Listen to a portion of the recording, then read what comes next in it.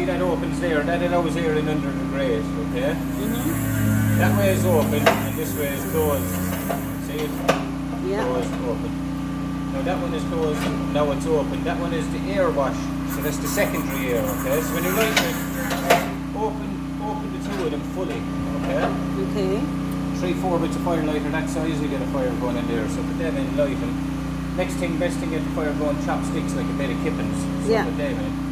Then coal logs, briquettes, whatever you're burning in on top, and close the door then, or you can leave it ajar a little bit for about 5 or 10 minutes. And what happens is the smoke will fill with smoke and the smoke will swirl in this direction. Eventually the smoke will clear, the flames will burst through. Now you can have that closed at that stage. And at that stage then it'll burn nice for maybe half an hour, 45 minutes. What will happen then is the smoke will clear and the flames will burst through. Now let it light up a bit. Okay? What you do is close that one first. See what happens. If it dies a sudden then it gets all smoky again, open the back of it for another little while. And then close it off. At that stage then it might burn nice for an hour. Maybe 45 minutes depending, but it will start to pick up again eventually because it's getting air from on top. So if you close that one gradually, that should slow it down. Now that one keeps the fire clean while it keeps the glass clean while the fire is lighting. So if you close this one too fast or so, the glass will get black. Mm-hmm. So you have to close that, like if you move that a small bit, if you give it a minute or two for the air to change inside the stove, and that will keep slowing it down, so you kind of regulate it with that one. Mm-hmm. Okay, crazy mad windy day out throughout the course of the evening, you might wind up closing it fully. If it's nice and calm out, you might have to leave it halfway. Yes. Or somewhere in between.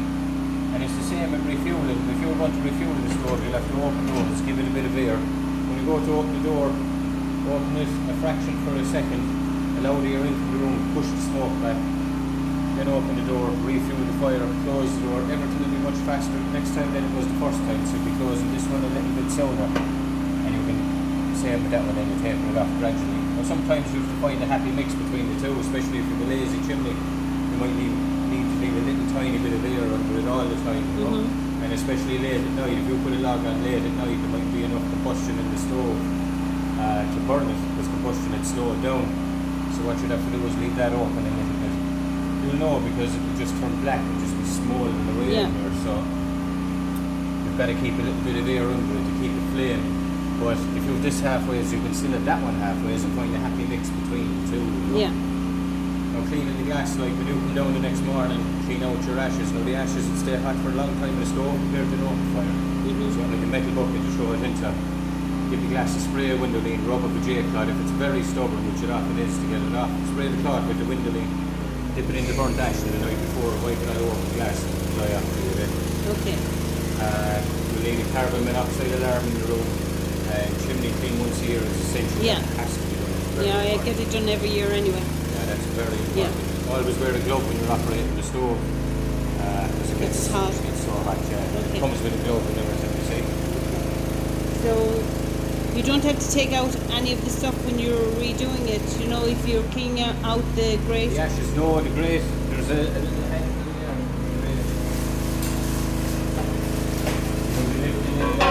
Oh, I see, yeah. Like that.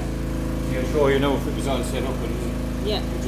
you just use the handle to get Yeah. out the ashes with that, but you won't have to take out anything else, like, you know. So what you're saying is that if when we're using it, it's down here now, whatever, that this is to be used when you are lighting. When you're lighting it, you open the two of them fully. That way is open. that So way. that's when you're lighting it. And Okay. when it lights up, when the flames burst through, then and it lights up a bit. Now you have to let it light up a bit. You know? Yeah.